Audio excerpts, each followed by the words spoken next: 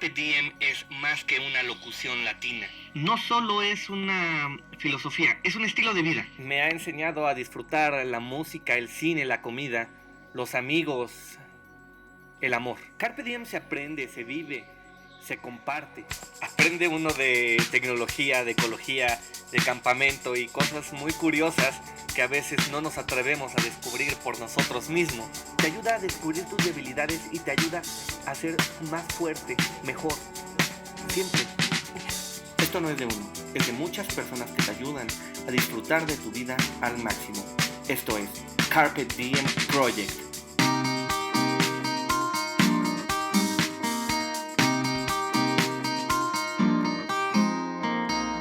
Luis, listo. Nada lista. No quiso hablar. Pues, hola, ¿qué tal? Muy buenos días, tardes o noches. Tengan todos ustedes. Mi nombre es Luis Parra, grabando desde la Ciudad de México, el episodio número 12 del podcast Carpe Diem Project, Ser Emprendedor y el Podcasting. Y acabo de decir que Nala iba a hablar, por eso yo me estoy riendo internamente, porque los perros no hablan, pero sí ladran. Y como siempre, pues ya está aquí conmigo para poder grabar este episodio, en donde platicaré un poco acerca de uno de mis filósofos y autores favoritos de todos los tiempos, Peter Ferdinand Drucker. Para aquellos que se vayan integrando a esta nueva temporada del podcast de Carpe Diem y no me conozcan, pues soy profesor de filosofía en la Facultad de Derecho de la Universidad Autónoma del Estado de México, de Filosofía del Derecho. Y también tuve la oportunidad en algún momento de clases de Derecho Económico. Son dos temas que me apasionan, que me gustan mucho. Y precisamente Peter Drucker es una de esas personas que puedes combinar en las dos materias. Estamos hablando del llamado fundador del management, el padre de la filosofía de la administración, abogado, profesor de negocios, periodista, columnista, consultor, escritor. Es un tipazo, en verdad. Con todo el espíritu Carpe Diem. Saben que esto se graba en vivo como si fuera un programa de radio y por eso no voy a editar esa tos que me acaba de salir en este momento. Él nace y por allá del año de 1909, un año antes de la Revolución Mexicana, y muere en el año 2005. Sin duda, hablar de Peter Drucker es hablar de un montón de temas que tengan que estar relacionados con el pensamiento de las dos guerras mundiales, de la construcción de los derechos humanos, de la ONU y un poquito más de todo. Sin embargo, pues me voy a concentrar principalmente en el aspecto de la construcción del término de sociedad del conocimiento. Él se adelanta a toda nuestra época, se adelanta completamente, pues yo diría casi unos 20 años a esto que denominamos hoy era de la información. Y escribe él en 1969 un libro, su libro más conocido, que es La Era de la Discontinuidad. Y ahí, junto con su amiguísimo Fritz Maltzschloss, pues acuñan este término de sociedad del conocimiento.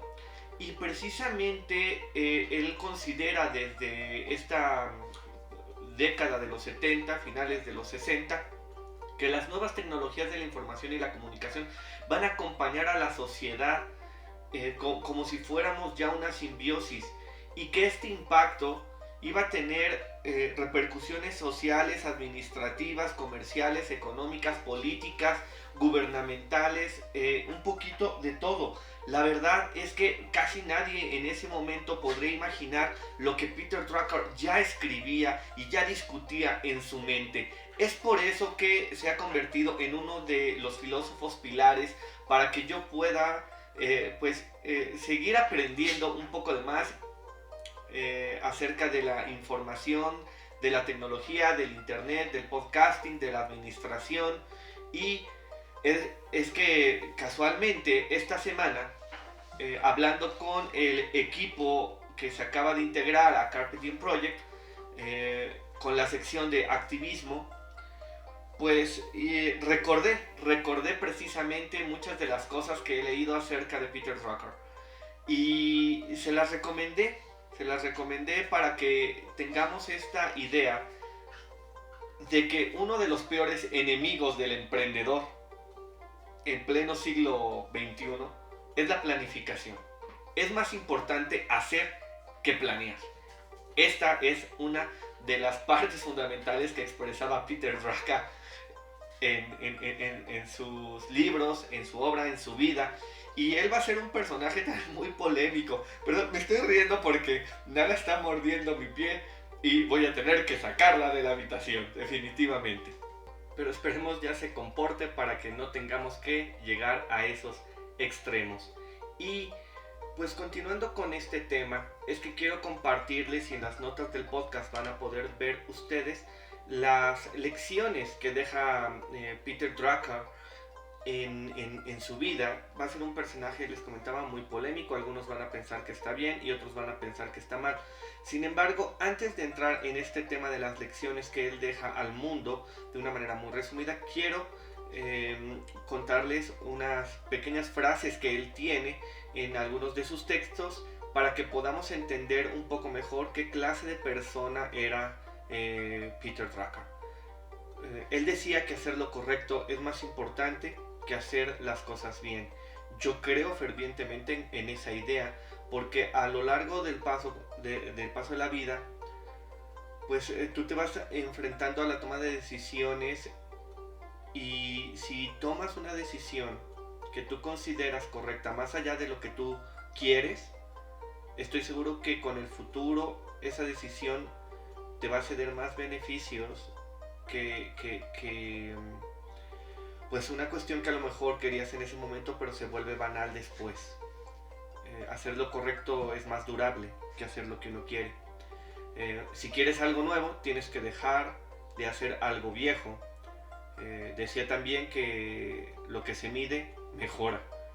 Los resultados se obtienen al explorar las oportunidades, no al resolver los problemas.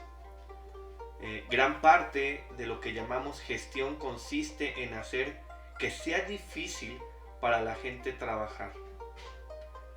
Gestión es hacer las cosas bien. Liderazgo es hacer las cosas. Él va a establecer muchísimo esta idea de que las empresas necesitan liderazgo más que gestión.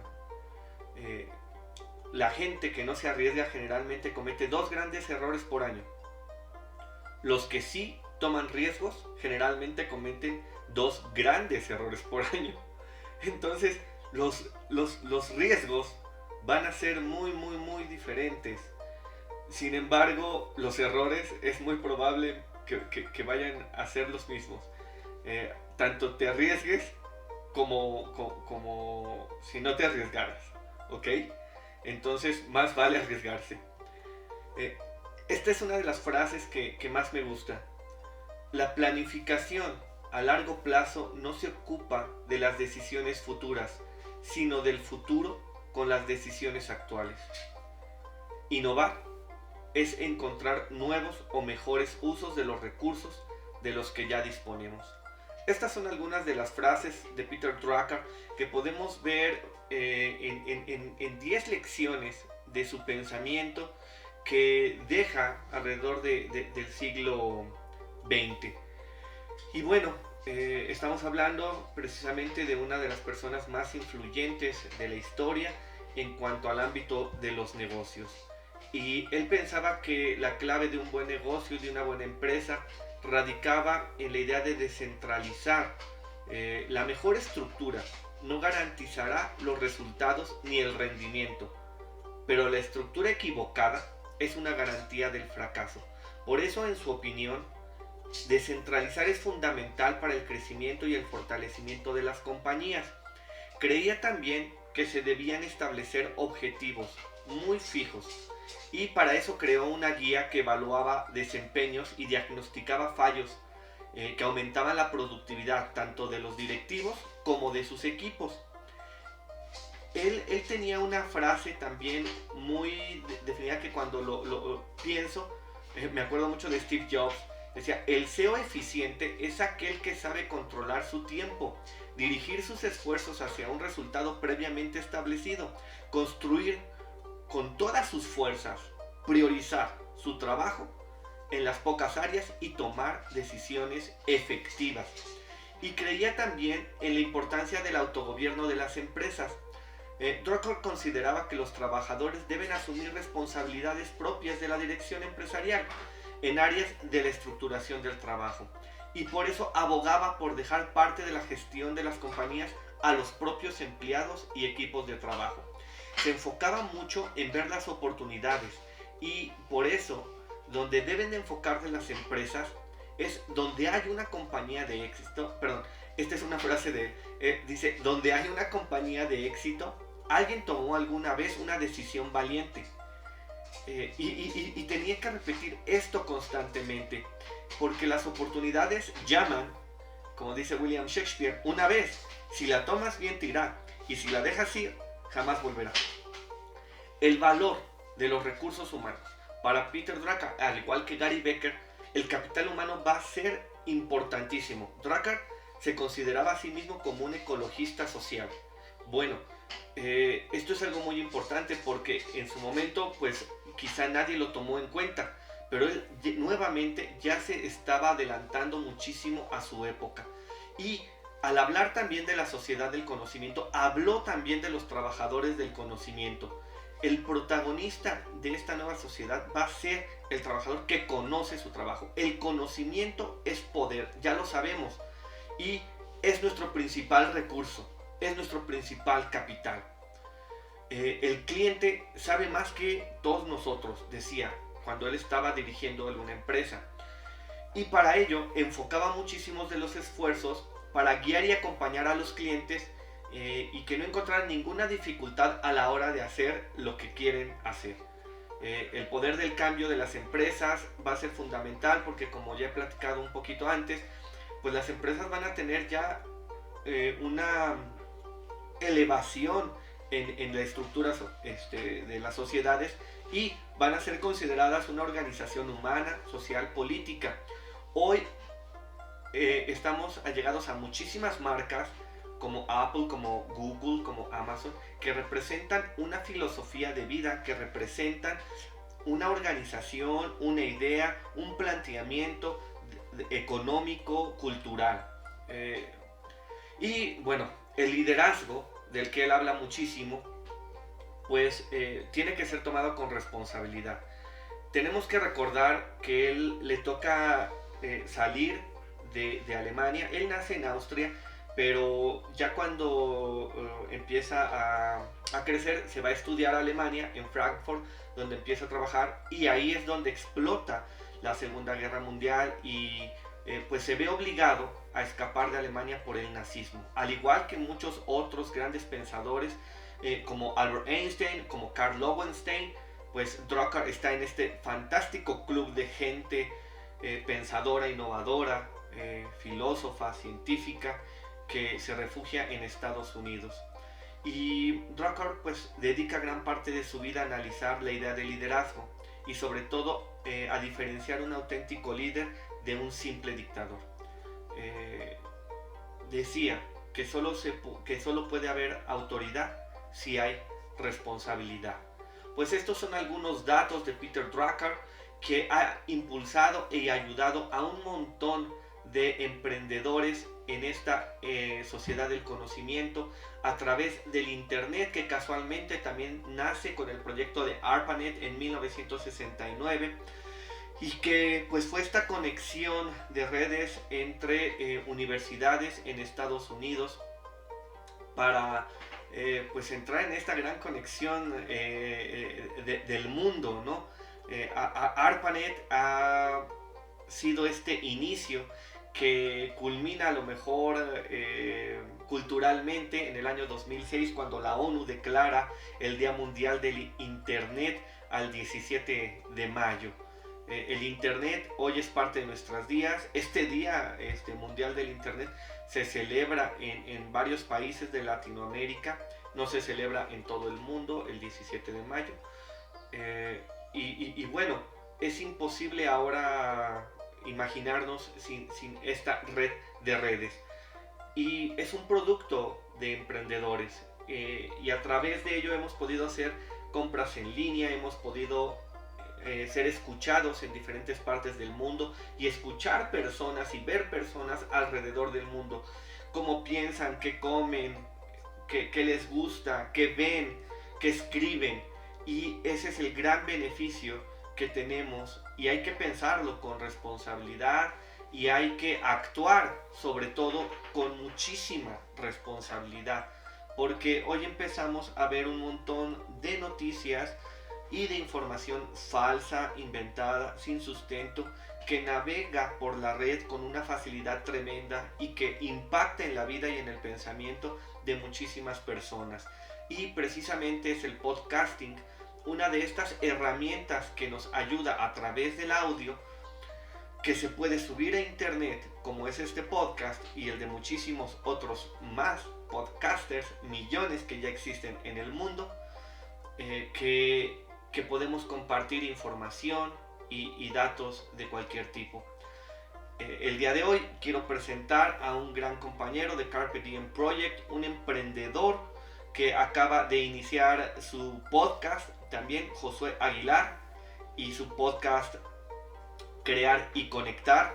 Voy a dejar sus datos en las notas del podcast para que conozcan un poco más de lo que él hace con su vida, con sus empresas, con su estilo de pensar, vivir, sentir, actuar, con su familia, con sus amigos, con las personas que le rodean.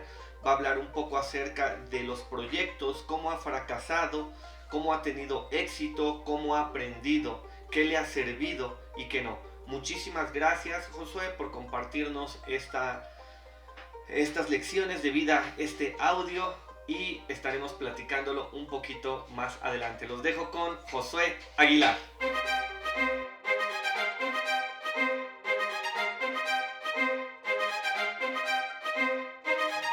Antes que nada, muchas gracias. Es para mí motivo de honor y un gran orgullo el que me inviten a participar en actividades como estas. Me siento muy contento de estar aquí y pues vamos a hablar de este tema que me gusta a mí muchísimo, que es el emprendimiento. Pero ¿qué es el emprendimiento? Muchos lo definen como aquel esfuerzo adicional que se tiene que hacer para alcanzar una meta, y quizá tengan razón, pero para mí el emprendimiento es luchar por eso que te apasiona, eso que amas hacer, eso que te gusta, eso que disfrutas. Básicamente para mí el emprendimiento es luchar por tus sueños, porque yo sé, está muy padre que tu única actividad sea estudiar, o que en tu caso tengas que trabajar para poder estudiar. Está muy padre, pero también está padre que realices tus propios sueños, porque si no luchas por tus propios sueños, alguien más te va a contratar para que luches por los suyos. Así que mi pregunta es, ¿qué estás haciendo tú para lograr ese sueño que tienes, esa idea que quieres ver plasmada en el mundo, ese proyecto que dejaste en el cajón abandonado porque creíste que no era tan bueno? Pues déjame te digo algo. A alguien se le ocurrió alguna vez, el famoso chismógrafo que todos, al menos de mi generación para acá, nos tocó llenar,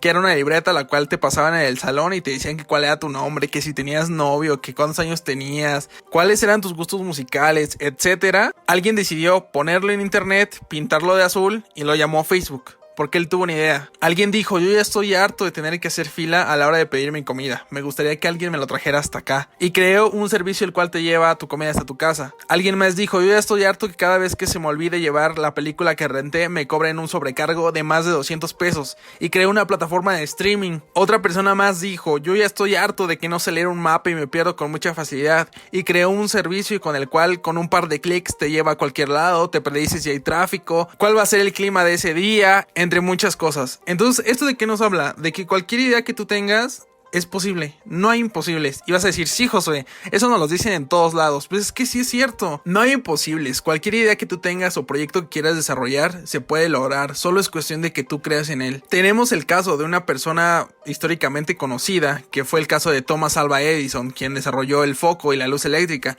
Yo sé que después salieron investigaciones de que realmente Tesla había sido quien descubrió estos principios, pero bueno, vamos a pensar que sí fue realmente Thomas Alva Edison quien lo descubrió, o al menos tenía mejor manager que Tesla, porque históricamente a quien se le añade ese hito de haber descubierto los principios de la electricidad es a él y no al verdadero descubridor que era Nikola Tesla. Pero bueno, en una de tus tantas historias, Thomas Alva Edison cuenta que cuando él quería inventar el foco, la comunidad científica a la que él pertenecía lo corrió porque él quería inventar el foco. Su esposa le pidió el divorcio porque él quería inventar el foco. Decía que se la pasaba más tiempo pensando en cómo poder hacer el foco que en ella. Sus hijos lo desconocieron como papá porque él quería inventar el foco. Pero les digo algo, ¿saben cuál es la diferencia entre los grandes emprendedores y la gente mediocre? Es que los emprendedores creen en ellos cuando nadie más cree en ellos. Parece ser esa la única diferencia que destaca a un buen emprendedor. Porque yo te apuesto, y te va a pasar, todos en algún momento se te van a poner en tu contra, y más si tienes proyectos nobles. Pero tú tienes que tener la capacidad moral para creer en ti cuando nadie más crea en ti. Sí, Josué, nos hablas muy bonito sobre el emprendimiento y dices que es lo mejor del mundo. Y tú te preguntarás, oye Josué, pero es que en México el emprendimiento no se puede, es imposible. En todos lados que lo he intentado me han cerrado las puertas, me han dicho que no. Y sí, tienes razón porque me tocó pasar por eso. México no es un país que se presta a estas situaciones de apoyar al emprendedor. Y no vamos tan lejos. La actual administración encabezada por el presidente Andrés Manuel López Obrador decidió desaparecer de manera errónea, pienso yo, el Instituto Nacional del Emprendedor, que funcionaba como trampolín para aquel microempresario que iba comenzando con sus actividades empresariales. Y aquí es lo que yo te digo, está bien, sí, tienes razón. México quizás es un país que no se presta para el emprendimiento. Pero, ¿con eso te vas a rendir? Administraciones de gobierno van y vienen. Afortunadamente solo se quedan 6 años en el cargo. Pero no se dan cuenta del poder que tienen sus decisiones y que esas decisiones no les van a afectar a ellos directamente, sino sus decisiones que tomaron en ese instante que tuvieron el cargo afectan a generaciones más adelante. Es como si fuéramos al cine y el presidente actual que está en el cargo pone una película y él solo se queda 6 minutos, que sería como los 6 años que tiene de cargo, y los demás que estamos como espectadores tenemos que aguantar toda la película, o sea, tenemos que aguantar todas las decisiones que bien o mal se hayan tomado durante más tiempo. Así funciona México, pero te voy a decir algo. Si tienes internet, eres más rico que el 48% de la población mexicana, según datos del INEGI. Si tienes acceso a la educación superior, formas parte de ese 26% que tiene los recursos para continuar con sus estudios. Afortunadamente, mis padres trabajaron muy duro en su juventud para ofrecerles a mis hermanos y a mí una buena vida. Hasta la fecha me va bastante bien, porque mis padres desde muy pequeño me enseñaron a ganarme las cosas y a luchar por lo que quiero. Hay días que no duermo por obtener algo, que solo obtendré haciendo cosas diferentes. Me han cerrado la puerta muchísimas veces al pedir empleo. Y sí, quizá esta es la parte mala del emprendimiento, pero creo que tienes que saberlo, porque en este camino de emprender te vas a encontrar con muchos obstáculos, pero también las satisfacciones son muy grandes. La situación es muy compleja, pero hay una cosa que siempre le he pedido a mis gobernantes. A mí no me des ningún apoyo, ni monetario ni en especie. Garantízame mi seguridad, que yo buscaré mis oportunidades y haré que valga la pena. Creo que ese es un pensamiento que todos los mexicanos deberíamos de tener. No estar esperando nada de nadie y nosotros tratar de luchar día con día por eso que queremos tener. Juntando los granitos de arena se construye un gran castillo. Y de verdad no hay excusa para no emprender. Por ejemplo, en donde yo vivo hay una emisora de radio local. Desconozco cómo hacen, pero entre 2 niños llevan un programa de radio a lo largo y ancho de aquí donde vivo. Transmiten todos los martes, en la parte más alta de su hogar. Lo padre, que al no tener grandes marcas que puedan promocionar, promocionan los pequeños negocios como tiendas, tortillerías y demás establecimientos. Les cobran de 40 pesos por anunciarlos en su programa y a cambio ellos obtienen recursos haciendo algo que les divierte. Ejemplo de emprendimiento en su máxima expresión. Oye Josué, ¿pero qué características debo tener yo como emprendedor? Súper fácil. La primera, tienes que tener pasión. Tienes que amar lo que haces. Que no lo veas como un trabajo y que te guste estar ahí. La segunda, tienes que tener visión, tienes que tener esa proyección a futuro y la percepción de las ventanas que tienes como oportunidad. La tercera, tienes que tener confianza, tanto confianza en ti mismo como aquella capacidad de tolerancia e improvisación para que puedas lidiar con cualquier cosa que se te presente. Debes tener liderazgo. Un emprendedor es alguien que inspira, que no solo es un jefe, sino que motiva a que sigan sus pasos, que sigan su ejemplo. También tienes que ser honesto contigo mismo. Las grandes proezas no se construyeron de la noche a la mañana. Vas a tener que sacrificar cosas. Quizás sí, te vas a perder la fiesta de Chuchita en el viernes, pero lo estás haciendo por un objetivo más grande, e incluso más grande que tú. Como puedes ver, son cualidades que no son complicadas, solo es cuestión de que tú quieras hacerlo, tú quieras llevarlo a cabo y que realmente te quieras animar a empezar en este camino del emprendimiento, que si bien no es fácil, créeme que las satisfacciones al final del día son muy grandes. También te quiero decir que una vez empezando por este camino del emprendimiento, está prohibido rendirse, aun cuando el camino parezca empedrado cerrado, estrecho y sin salida será tu convicción, la única capaz de descifrar los misterios, sobreponerse al cansancio y finalmente permitirte observar cómo tu proyecto o tu idea crece ante la mirada de los incrédulos, los que decían que no lo ibas a lograr, que eso era imposible. Sin embargo, si tiras la toalla antes de que termine el último round, quizás nunca puedas ver convertida en realidad esa idea a la que le has dedicado tantas horas de esfuerzo y noches de desvelo. Por eso, respira profundo y con la seguridad de quien te conoce, sigue labrando tu camino que te llevará tarde o temprano al éxito. Vas a tener que escapar de las zonas de confort y ser fiel a tu idea. No permitir nunca que las dudas abran una puerta por donde se cuelen aquellos capaces de destruir tu proyecto, augurar catástrofes o sembrar el miedo en ti. Tu instinto será la mejor brújula para navegar por estos mares de incertidumbre, adaptándote a cada una de las mareas y buscando aquel viento a favor que te lleve suavemente hasta la costa. Las tormentas siempre son parte del viaje, pero son justamente en ellas en donde se consolidan los mejores capitanes, que a veces es muy difícil, sí, y el agua te puede llegar hasta el cuello también, pero entonces recuerda algo que una vez dijo alguien famoso, llamado Winston Churchill: si estás pasando por un mal momento, sigue adelante, no sabes qué es lo que te espera. Olvida el vértigo que genera el fracaso, es imposible aprender sin equivocarse. Tómate el tiempo para fallar y adquirir nuevos conocimientos. Suma la experiencia que no tienen los demás y levántate cada vez más fuerte que la anterior. Comprende que cada una de las cicatrices es un peldaño menos y que incluso los más grandes han tenido que vivir hombro a hombro con las equivocaciones. No en vano, Michael Jordan, un genio en el básquetbol, él afirmaba con mucho orgullo y lo decía: he perdido más de 9,000 oportunidades en mi carrera, he perdido casi 300 partidos, me han confiado 26 veces el tiro ganador y lo he fallado, he fracasado una y otra vez en mi vida y es por eso que he tenido éxito. Ahora bien, ninguno de los esfuerzos, aprendizajes o caídas tendrán sentido si tú te llegas a rendir.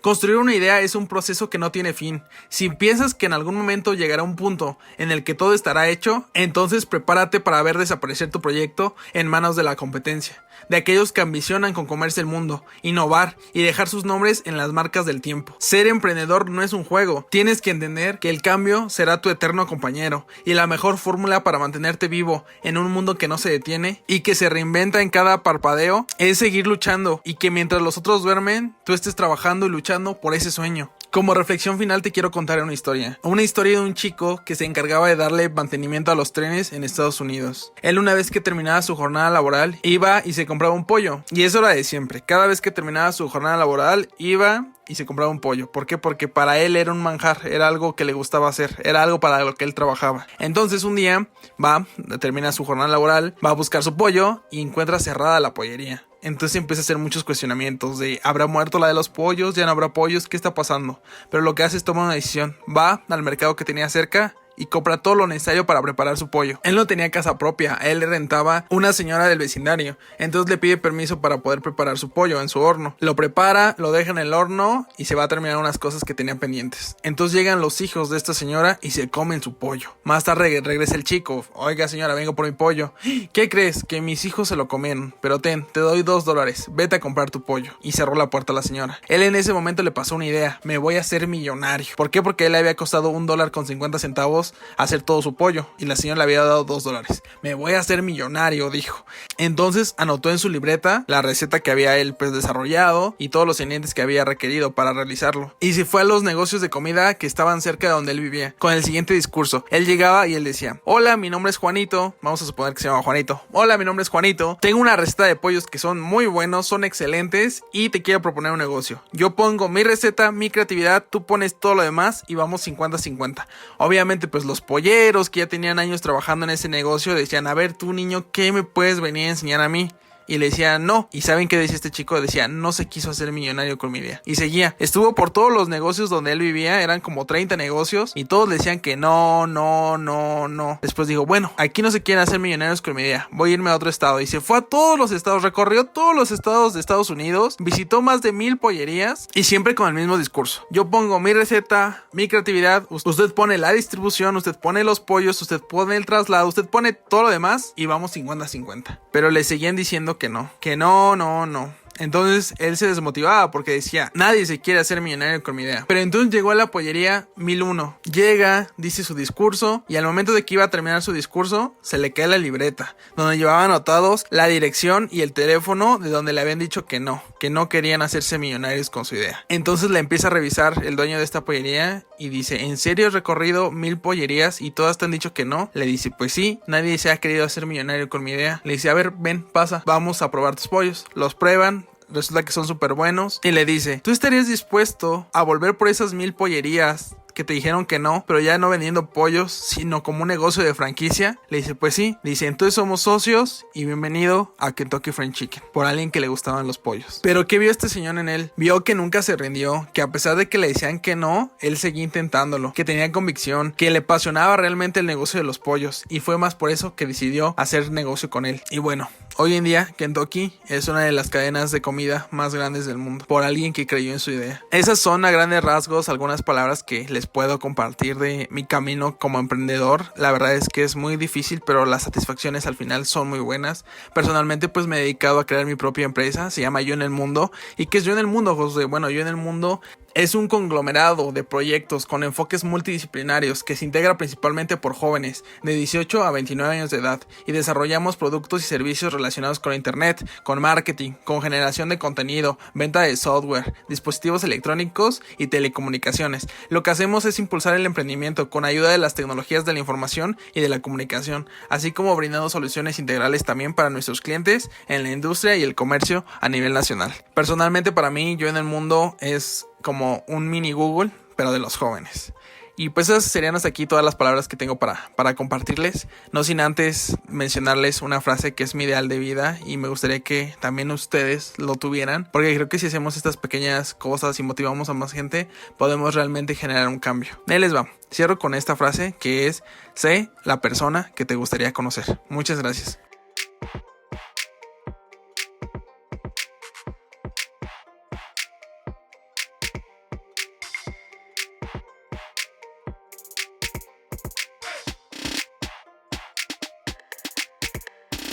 Pues yo le quiero agradecer muchísimo a Josué que nos haya compartido este audio para poderlo pues llevar y lanzar a través de esta plataforma de podcast que hacemos en Carpe Diem Project. Sin embargo, también sigan su podcast, él ya tiene su episodio 0, lo pueden descargar de Apple, lo pueden descargar de Spotify. Es crear y conectar. Dejo la liga en las notas del podcast. Y bueno, ya Nala se animó a ladrar y también dio una lata tremenda durante todo este podcast, pero pues es parte de la esencia de lo que disfrutamos aquí en Carpe Diem. Muchísimas gracias a todos por escucharnos alrededor del mundo. A las personas que nos escuchan en Perú, que nos escuchan en Estados Unidos, en Venezuela, en Colombia, en Japón, en Suiza, en Argentina, en España. Muchísimas gracias en verdad a todos ustedes.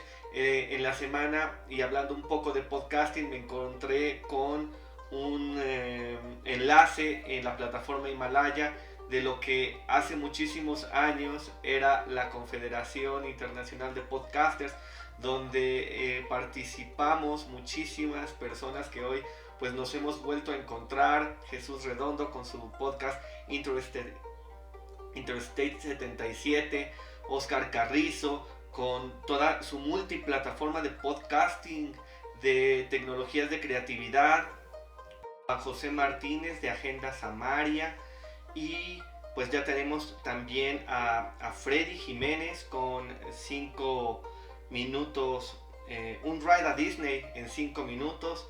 Y pues esto del podcasting sin duda está regresando, está volviendo a ser muchísimo más poderoso de lo que ya era, y a mí me da muchísimo gusto. Si yo pudiera recomendarles una serie de podcasts que escucho además de todos estos que ya he mencionado, pues tendría que decirles que me encanta el podcast de Mind Facts que graban en Madrid.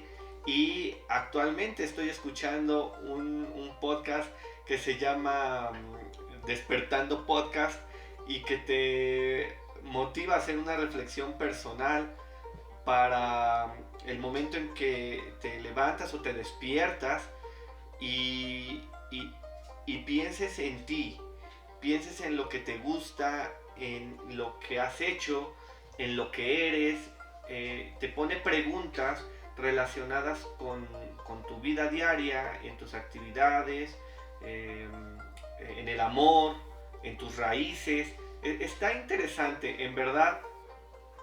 No soy muy fan como de la voz que se reproduce en los episodios, pero la idea, las reflexiones se me hacen bastante interesantes y los recomiendo en verdad ampliamente. Todos los podcasts que he mencionado los recomiendo ampliamente en verdad.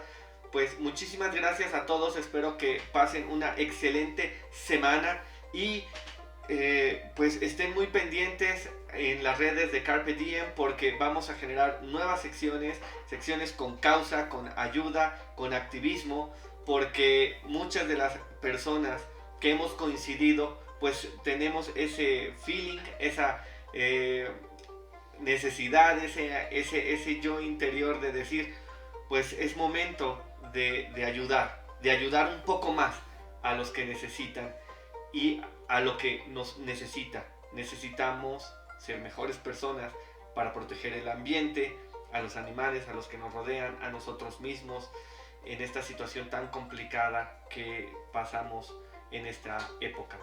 Pues muchísimas gracias nuevamente. Esto es Carpe Diem, chachadas y todo lo demás.